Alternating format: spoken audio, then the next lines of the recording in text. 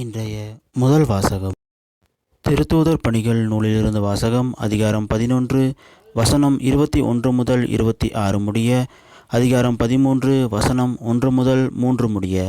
அந்நாட்களில் பெருந்தொகையான மக்கள் நம்பிக்கை கொண்டு ஆண்டவரிடம் திரும்பினர்.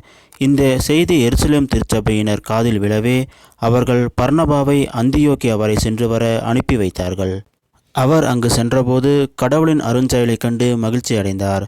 மேலும் உறுதியான உள்ளத்தோடு ஆண்டவரை சார்ந்திருக்குமாறு அனைவரையும் ஊக்கப்படுத்தினார்.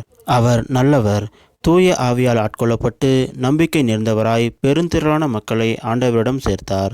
பின்பு சவுலை தேடி அவர் தர்சு நகர் சென்றார். அவரை கண்டு அந்தியோக்கியாவுக்கு அழைத்து வந்தார். அவர்கள் ஓராண்டு முழுவதும் அந்த சபையாரோடு கூடவே இருந்து பெருந்திரளான மக்களுக்கு கற்பித்து வந்தார்கள்.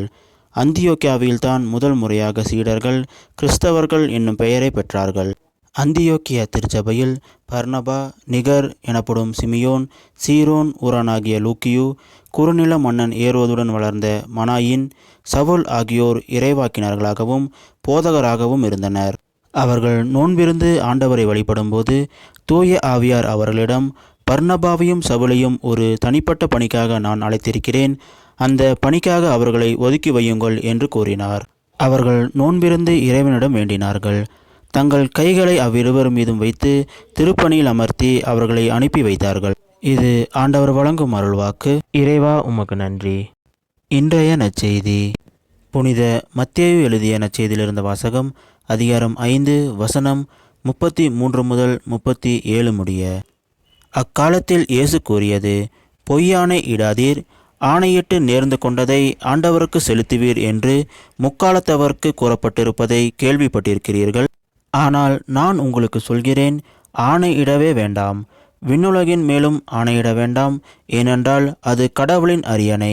மண்ணுலகின் மேலும் வேண்டாம், ஏனெனில் அது அவரின் கால்மனை. எருசலேம் மேலும் வேண்டாம், ஏனெனில் அது பேரரசரின் நகரம்.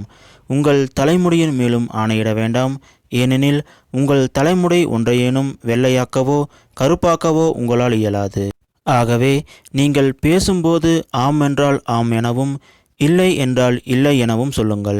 இதைவிட மிகுதியாக சொல்வது எதுவும் தீயோனிடமிருந்து வருகிறது. இது கிறிஸ்து வழங்கும் நற்செய்தி. கிறிஸ்துவே உமக்கு புகழ்.